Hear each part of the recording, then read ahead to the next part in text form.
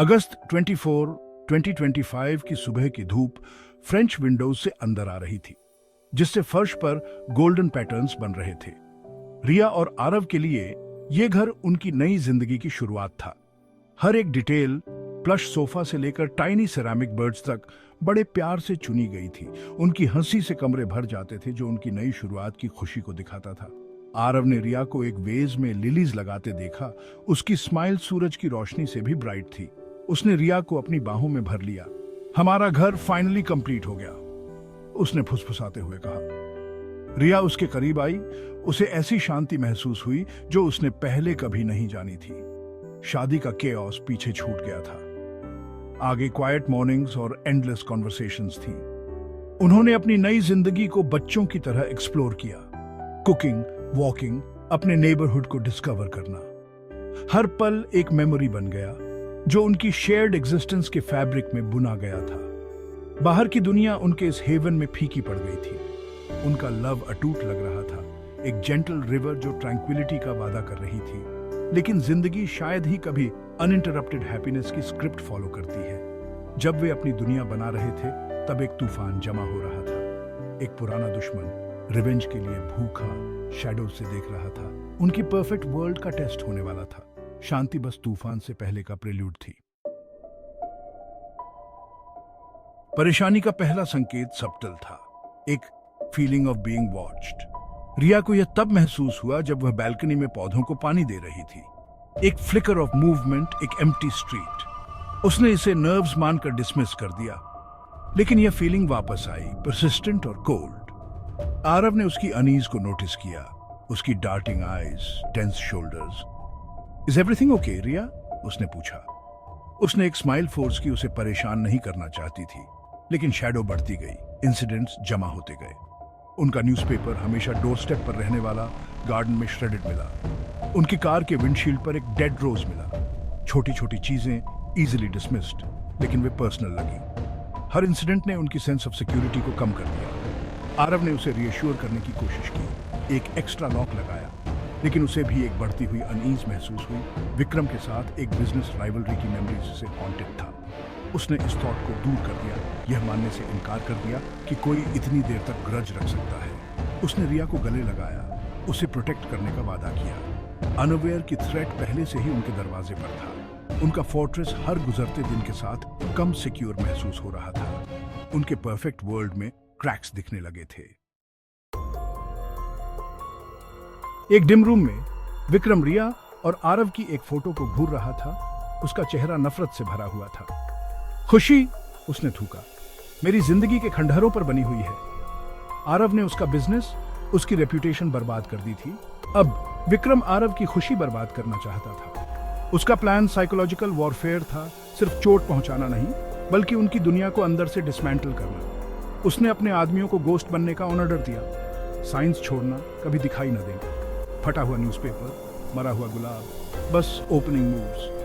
विक्रम का गोल उनका ट्रस्ट इरोड करना, उन्हें एक दूसरे पर सवाल उठाने के लिए मजबूर करना। वह चाहता था कि रिया के डर इरेशनल लगे, उसे आइसोलेट करना चाहता था। वह चाहता था कि आरव उसे पैरानॉइड समझे, एक रिफ्ट पैदा करे। यह कंस्पिरेसी एक स्लो एक्टिंग पॉइजन थी जो उनके प्यार को टारगेट कर रही थी। अगला फेज हिंट्स से डायरेक्ट थ्रेट्स तक एस्केलेट करना। विक्रम को यह सोचकर मजा आ रहा था कि उनकी पीसफुल नाइट्स ड्रेड में बदल जाएंगी। उसके लिए ये पावर वापस पाना उनकी मिजरी को ऑर्केस्ट्रेट करने के बारे में था। उसे फिर से कंट्रोल में महसूस हुआ, उनके फेट के स्ट्रिंग्स खींच रहा था। खेल शुरू हो चुका था। वह पपेट मास्टर था। रिया और आरव का परफेक्ट वर्ल्ड रहने वाला था। उनके बॉन्ड का असली टेस्ट अभी शुरू हो रहा था। पहला असली इन्वेजन एक रेनी ट्यूसडे नाइट को हुआ। आरव देर तक काम कर रहा था। रिया घर पर अकेली थी। तूफान ने शांति को और बढ़ा दिया था। उसे ऊपर एक क्रीक सुनाई दी, एक फुटस्टेप, घर के सेटल होने की आवाज नहीं। डर ने उसे जकड़ लिया। उसने अपना फोन पकड़ा, लेकिन आरव तक नहीं पहुंच पाई।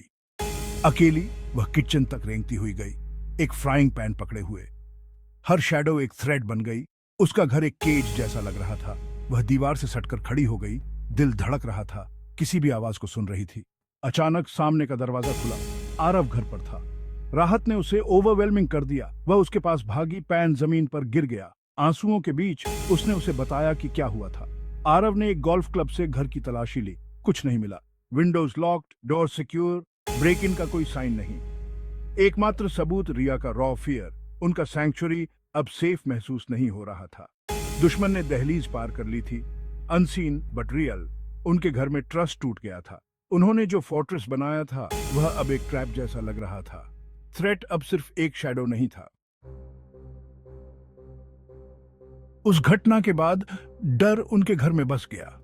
हर आवाज, हर परछाई अब खतरे जैसी लगती थी।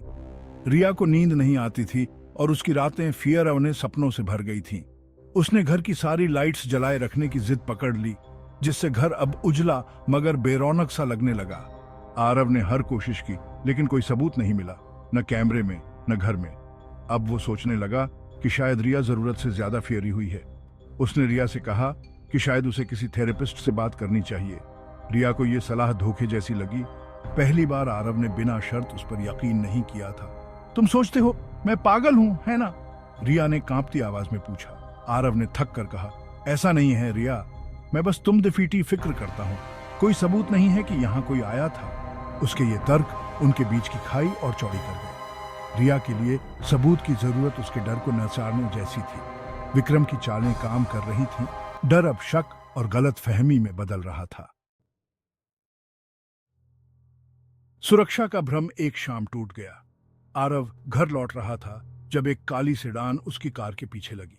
सुनसान सड़क पर सेडान ने उसकी कार को टक्कर मारी। आरव की कार घूमती हुई पेड़ से टकरा गई। दो नकाबपोश आदमी निकले, उसे बाहर घसीटा और बेरहमी से पीटा। उनमें से एक ने फुसफुसाया, ये तो बस चेतावनी है, उससे दूर रहो वरना अगली बार तुम दिफीटी बीवी इतनी खुदौपटिस्मत नहीं होगी। रिया का नाम सुनते ही आरव को सब समझ आ गया। खतरा असली था और सीधा उनके लिए था। किसी तरह उसने पुलिस को फोन किया। खून से लथपथ बस एक ही ख्याल, रिया। अब शक की कोई गुंजाइश नहीं थी, बस कड़वी हकीकत थी। खेल अब हिंसा तक पहुंच चुका था। पुलिस और एम्बुलेंस की लाइटों में आरव ने पुलिस को सब बताया। हमला, चेतावनी, डाउट। पुलिस ने पुराने एनिमियों के बारे में पूछा। विक्रम का नाम अब हकीकत लगने लगा। रिया अस्पताल पहुंची, डर और पछतावे के आंसू लिए। मुझे माफ कर दो, आरव ने कहा, मुझे तुम पर यकीन करना चाहिए था। इस एक पल में उनका रिश्ता फिर मजबूत हो गया। अब वे एक टीम थे। विक्रम ने हमला ऐसे रचा कि पुलिस उलझन में रहे। नकाबपोश, चोरी की गाड़ी, कोई सबूत नहीं। केस अनसुलझी मारपीट के नाम पर फाइल हो गया। पुलिस की हार, विक्रम की विक्ट्री। अब वे पूरी तरह अकेले थे, एक अदृश्य दुश्मन के खिलाफ। उनका घर अब एक सुनहरी जेल सा लगने लगा। हर कोने में फियर, सुरक्षा सिस्टम, कैमरे, अलार्म, फिर भी डर दीवारों के पार दिलों में घर कर गया। आरव अपनी चोटों से उभरते हुए बस रिया की हिफाजत में लगा रहा। रिया उसकी सबसे बड़ी ताकत बन गई। उनका प्यार ही अब उनकी असली ढाल था। लेकिन सवाल वही था, क्या ये काफी होगा? विक्रम अब भी बाहर है, अगली चाल सोच रहा है। उनका प्यार, विश्वास और एकता ही उनकी उम्मीद है। लेकिन दुश्मन की नफरत अब जुनून बन चुकी है। आखिरी कॉन्फ्रंटेशन की घड़ी आ गई है। कौन विक्टोरिएगा कोई नहीं जानता। क्या प्यार वाकई सब पर भारी पड़ सकता है?